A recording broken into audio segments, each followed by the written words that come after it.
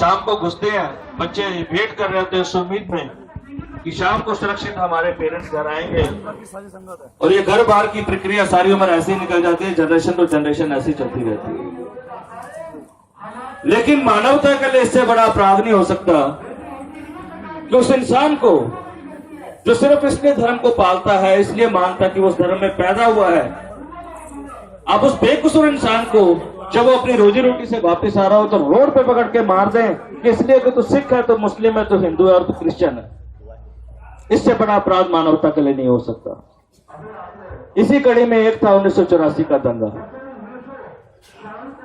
वो सिख कोई क्रिमिनल नहीं थे, वो रोजी रोटी से वापस आ रहे थे।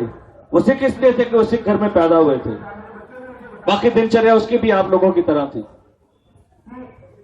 वो किसी तरह की कोई लड़ाई नहीं लड़ता था, उसके हाथ में भी रोटी का डब्बा था।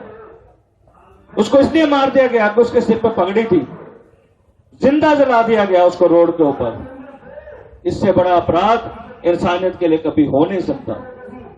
और जितना बड़ा अपराध इंसानियत के लिए हुआ, उससे बड़ा अपराध हुआ कि उस कम्युनिटी को आज तक न्याय नहीं मिला। 31 साल हो गए।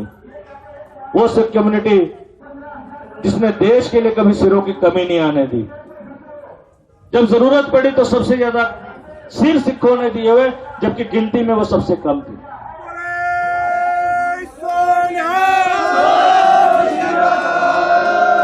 जब देश आजाद हुआ तो अन्न की कमी थी, कौन पैदा करेगा, तो पंजाब ने ये जिम्मेवारी उठाई। हरित क्रांति सबसे पहले पंजाब लेके आया, सिख किसान लेके आया और पूरे देश को खिलाने का जिम्मा लिया। जहां भूखे मिले वहां सिखों ने खिलाया। लंगर लगाए, जहां दिक्कत होती है सबसे पहले सिख पहुंचता है।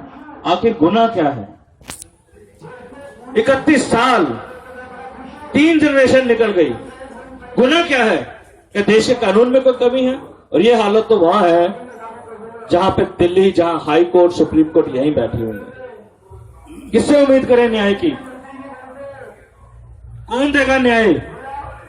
देश की सरकारें यहां बैठी हैं, देश की सुप्रीम कोर्ट यहां बैठी है, देश की सबसे बड़ी एजेंसियां यहां बैठी है। क्या उन्हें पता नहीं कि कातिल कौन है? मैं कहता हूं कि रिकॉर्ड के हिसाब से तकरीबन कहते हैं 2300 सिख दिल्ली में मरा।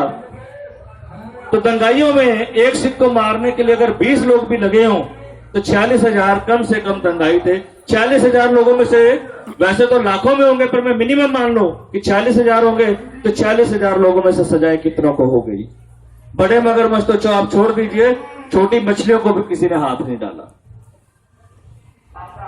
आज समय है, यह आवाज जो 84 से शुरू होती है, यह आपके और मेरे बच्चों तक जाती है। वो इसलिए जाती है कि हमें यह आवाज उठानी है कि भाई इस देश में सभी धर्मों के लोग हजारों साल से इकट्ठे रह रहे हैं, एक दूसरे के त्योहारों में आ रहे हैं। अब बस धर्म के नाम पे इस देश में कत्लेआम नहीं होगा। धर्म के नाम पे किसी को मारना बंद किया जाएगा। राह चलता वो व्यक्ति जो रोजी रोटी से लौट रहा है, उसके बच्चों को भी इंतजार है। एक तो 84 के दंगाइयों को सजा मिले और ऐसे कानून मिले जिससे माइनॉरिटी सेफ फील करे।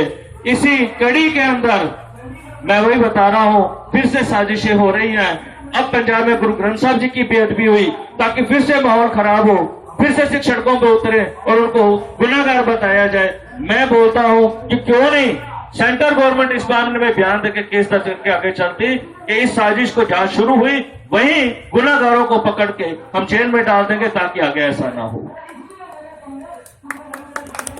ये आवाज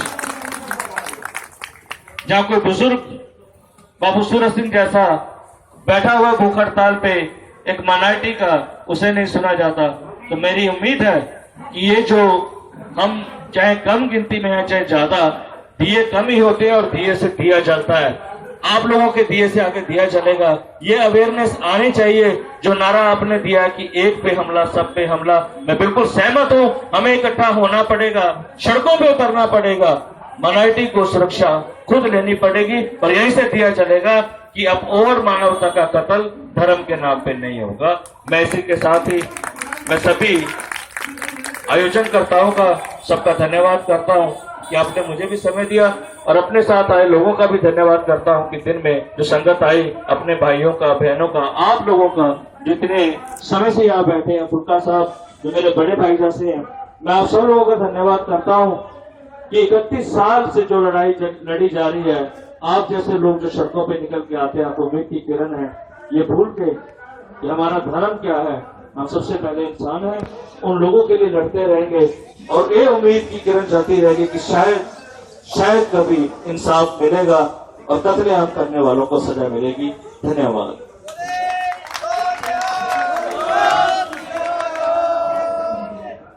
31 बरस बीत गए और इस बीच में 10 सरकारें आई, 10 इंक्वायरी कमीशन आए गए, सबने